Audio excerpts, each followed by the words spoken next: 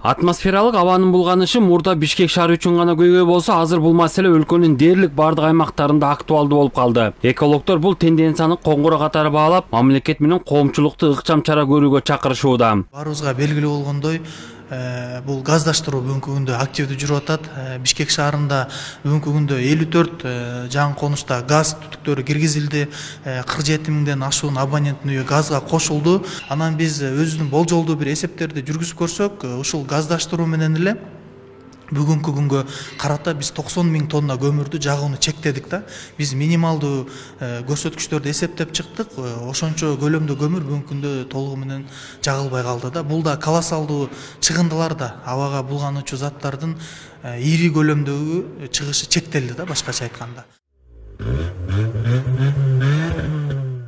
Адистердин айтымында шаардын абасын булганган негизги булактардын бири автоунаалар. Күйүүчү майдын калдыктары абага улуу заттарды бөлүп чыгарат. Учурда унааларга техникалык текшерүүлөр жүргүзүлүп, чыгарылганда 10 жылдан ашкандарын өлкөгө алып келүүгө тыюу салуу сунушталууда. Азыркы күндө акыркы данныйлар боюнча 700 миң автотранспорт шаарда жүрөт.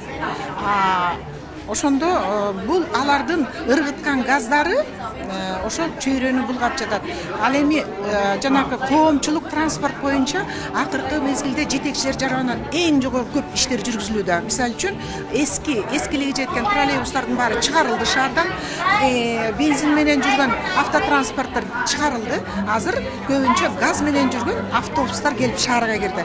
Бул болсо шаардын акыркы мезгилдеги абасынын жакшырышына чоң өбөлгө болду. Абанын сапатын жакшыртуу аракети көрүлүп жатканына карабастан, абадагы зыяндуу заттардын деңгээли жогору бойдон калууда. Бул болсо жарандардын ден соолугуна түздөн-түз коркунуч жаратып, таза абага болгон укугун бузууда. Маселе жогорку деңгээлде Министрлер кабинетинин төрагасынын орун басарынын катышуусундагы адам укуктары боюнча координациялык кеңештин жыйынында дагы көтөрүлдү. Эң негизгиси биз бир нерсени ачык түшүнүшүбүз керек. Жагымдуу айлана чөйрөгө болгон укук бул адамдын негизги фундаменталдык укугу. Мен Министрлер кабинетинин өкүлү катары ачык моюнга алгым келет. Эгерде 3-4 жыл мурунку бийликтин жоопкерчилигине шылтоо кылууга мүмкүн болсо, анда бүгүнкү күндө бул көйгөйдүн чечилбегендиги бул биздин кемчилигибиз. Дагы бир жолу кайталайм. Таза абага болгон укук маселесинде Кыргызстан үчүн эң башкы укук коргоо чакырыгы турат. Дал ушул жерде мамлекеттин жергиликтүү өз алынча башкаруу органдарынын, бардык аткаруу органдарынын, жарандык коомдун жана бизнестин күч-аракеттерин бириктирүү талап кылынат. Кеңеште климаттын өзгөрүшүнө каршы чаралар жана жагымдуу айлана чөйрөгө болгон укуктун сакталышы боюнча мониторинг маселеси дагы талкууланды. Ошондой эле 2025-2027 жылдарга карата иш-чаралар планы бекитилди. Бул иш-чаралар Бириккен Улуттар уюмунун сунуштарынын негизинде ишке ашырылмакчы. Дүйшөн Шаршенбеков, Руслан Бараненко, ЛТР Бишкек.